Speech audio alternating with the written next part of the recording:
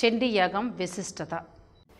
అమ్మవారి ప్రళయ భయానక స్వరూపం, ఇంకా అత్యంత శక్తివంతమైన చండీ రూపానికి మనం చేసుకునే చండీ హోమం అసలు ఎందుకు చేస్తారో, ఇంకా ఇతర హోమాల కన్నా ఆ హోమానికి ఉన్న ప్రాముఖ్యత ఇంకా విశిష్టత ఏంటో ఇప్పుడు సవివరంగా తెలుసుకుందాం. ఓం లక్ష్మీనారాయణాభ్యో నమః.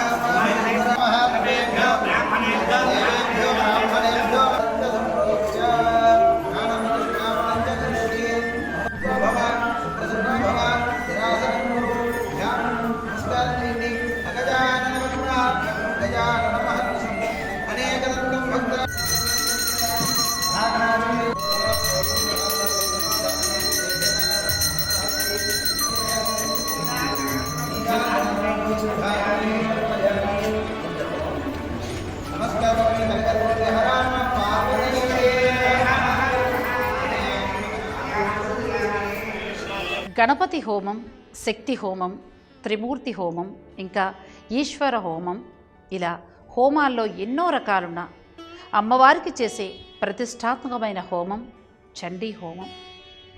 చండీ శక్తి అమ్మవారి శక్తికి మూలాధారమైన ప్రతిరూపమైన ఈ తల్లి దీవెన ఉంటే ఇక మనకు విజయాలే తప్ప అపజయాలు ఉండవని, సామాన్యులే కాక రాజకీయ నాయకులు సైతం ఈ హోమాన్ని జరపటం ఒక బృహత్కార్యంగా భావించి నిద్రాహారాలు మాని నిష్ఠతో అకుంఠిత దీక్ష దక్షతలతో మెలిగి వందల మంది ఉపాసకుల నడుమ లక్షలు, ఒక్కోసారి కోట్లు ఖర్చు పెట్టి ఈ హోమాన్ని జరిపించటం ఒక ఆనవాయితీగా వస్తోంది ఎన్నో శతాబ్దాలుగా.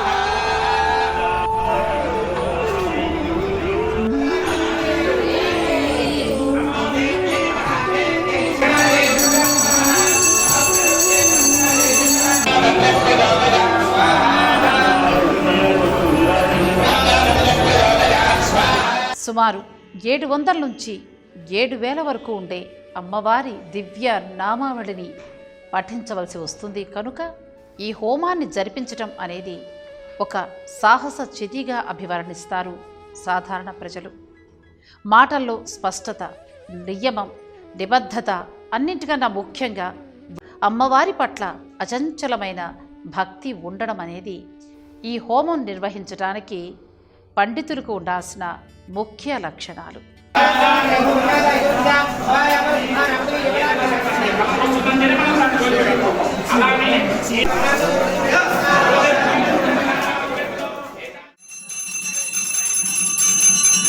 అమ్మవారు చండ ప్రచండ శక్తి కనుక నిత్యం అమ్మ దేహం కోపాగ్నితో ఉంటుంది. కనుక మన భక్తిని మంత్రోచ్చారణ రూపంలో ప్రసరింపచేస్తే ఆ శక్తి స్వరూపిణి శాంతించి మనల్ని చల్లగా దీవిస్తుంది అనేది భక్తుల ప్రగాఢ విశ్వాసం.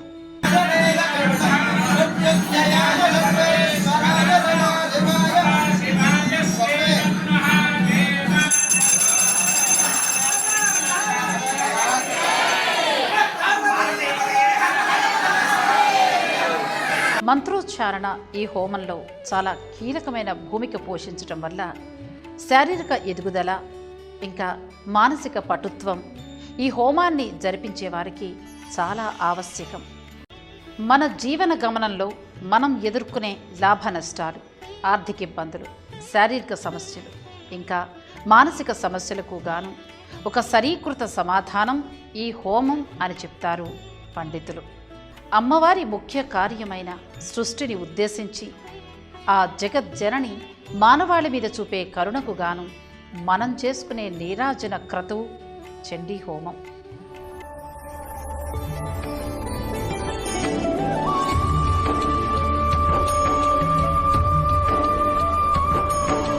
అమ్మ కరుణామయి, ఆమెను శాంతింపచేయటం తమ విద్యుత్ ధర్మం అని భావించిన వారు అత్యంత సాహసోపేతమైన నిర్ణయంగా తీసుకునే ఈ చండీ హోమం గురించి విన్నా కూడా అది పుణ్యమే కనుక ఈ హోమాన్ని చేయవలసి వచ్చినప్పుడు నియమనిష్టలతో పాటుగా జరిగే విపరీత చర్యల్ని కూడా దృష్టిలో ఉంచుకుని ఉండడం చాలా చాలా ఆవశ్యం. తెలుసుకున్నారు కదా చండీ హోమానికి ఉన్న ప్రాముఖ్యత, గొప్పతనం.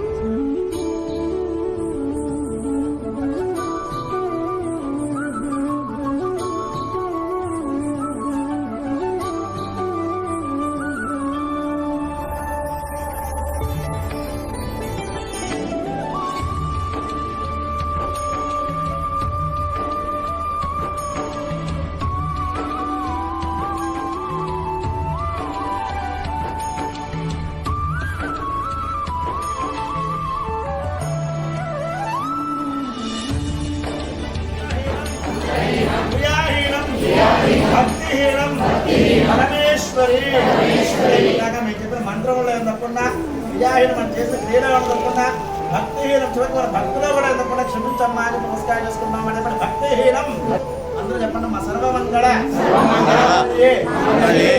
సర్వార్థ శరణ్యే త్రయంబకే దేవి లక్ష్మీ నారాయణి గౌరీ నమోస్తుతే.